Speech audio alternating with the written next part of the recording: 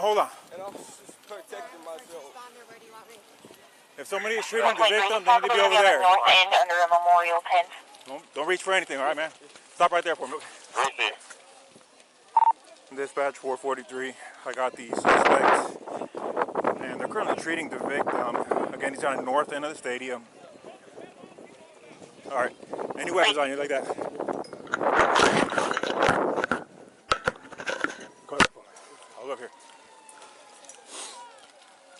How long? He put his hands over there. I know I'm not. 4-4, copy, I'll be en route. Help me, y'all back up a little bit. Come over here for me. Come over here. 447, clear. I'm gonna put your handcuffs for now, okay, bud?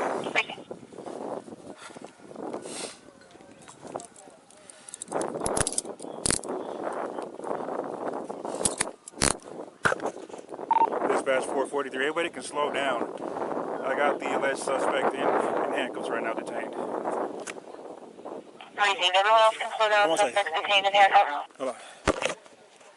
You can open up the channel, and medics are clear to come in. Have them come to the north.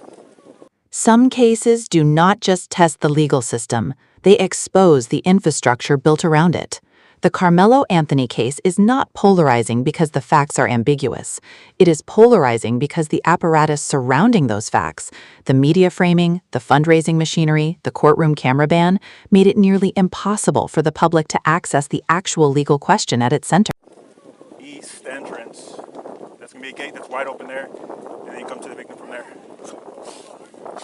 Received.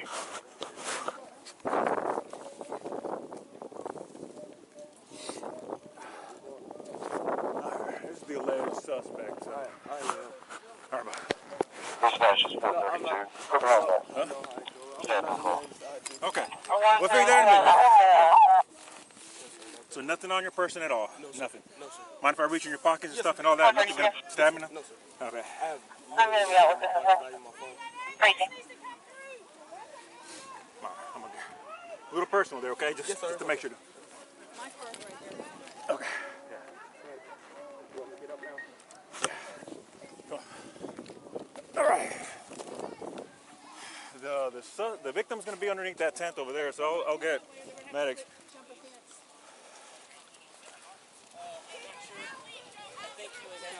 Memorial tent over there, guys. All right.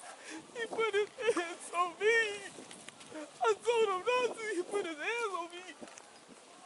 What's happening right now? Victim is over here on the north end. They got staff standing to him right now. This is the alleged suspect. All right. Already? No. We searched them. Got nothing on him. I don't know what happened. 423. Trackers have a negative CPR process for a little bit. Racing. That's the wrong thing. Racing.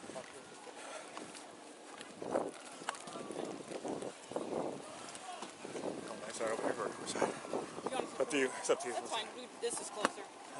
Let me do one more little check of you, okay? Yes, sir. You don't mind for reaching your pockets, anything like that? You good? You can. Well, you're just wearing this one pair of pants? No. I'm wearing some little underclothes. Well, yeah, but no, it's not pockets. No, ma'am, I don't think so. What's your name, man? Carmelo Anthony, Karmelo. 430, show me out. Okay. Racing.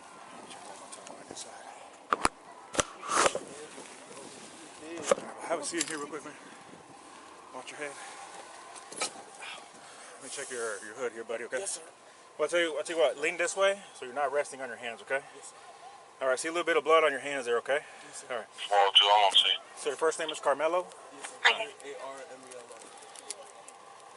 Let's see, hold on one second. Is he gonna be okay? I don't know yet, man. Carmelo, C-A-R-A. K-A-R. K-A-R-M-E-L-O. M-E-L-O. Carmelo. What's your last name? Anthony.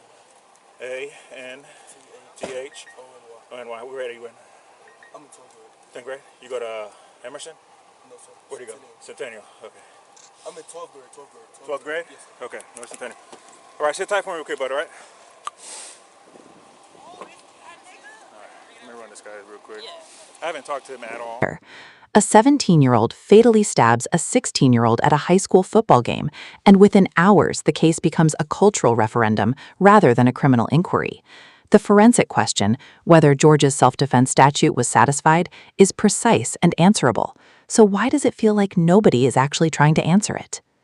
Karmelo Anthony was 17, a student athlete with measurable college prospects, operating inside the compressed social ecosystem of a high school sports event. That environment matters analytically. It is a space where status, perceived disrespect, and adolescent threat assessment collide in ways that adult legal frameworks struggle to process cleanly. What does not fit that framework, however, is what the body camera footage captured minutes after the stabbing. Anthony is composed, his speech is coherent. He repeats a structure phrase, "He put his hands on me," with no visible physiological distress, no shaking, no incoherent. Legal experts who reviewed that footage flagged a consistent concern.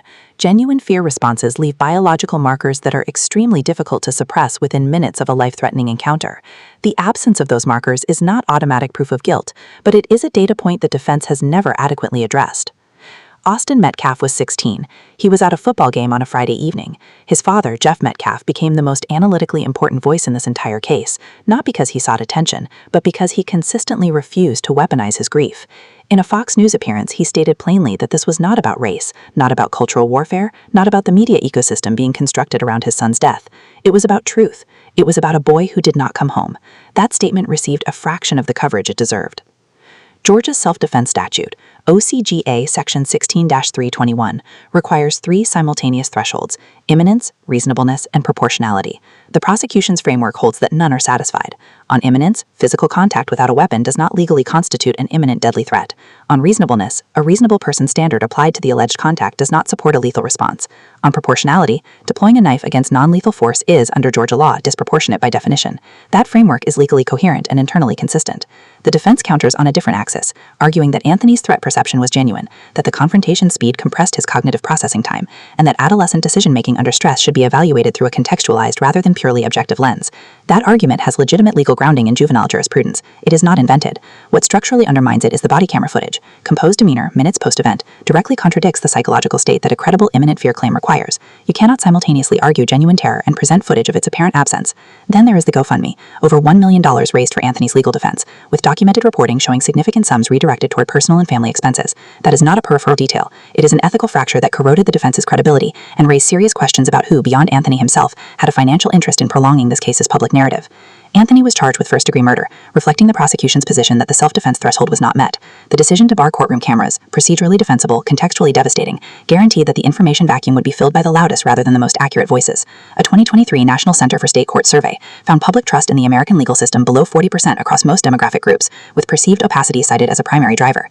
This case did not create this crisis, but it made it impossible to ignore. It sits within a documented pattern of high-profile juvenile cases, where the cultural question and the legal question have diverged so completely that neither verdict satisfies either audience, because neither audience was ever evaluating the same case.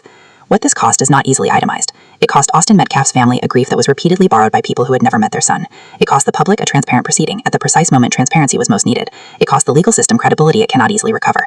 And it demonstrated with uncomfortable clarity that the infrastructure built around high-profile cases, the fundraising, the media positioning, the outrage economy, is now capable of making justice harder to deliver, not easier. Austin Metcalf was 16 years old.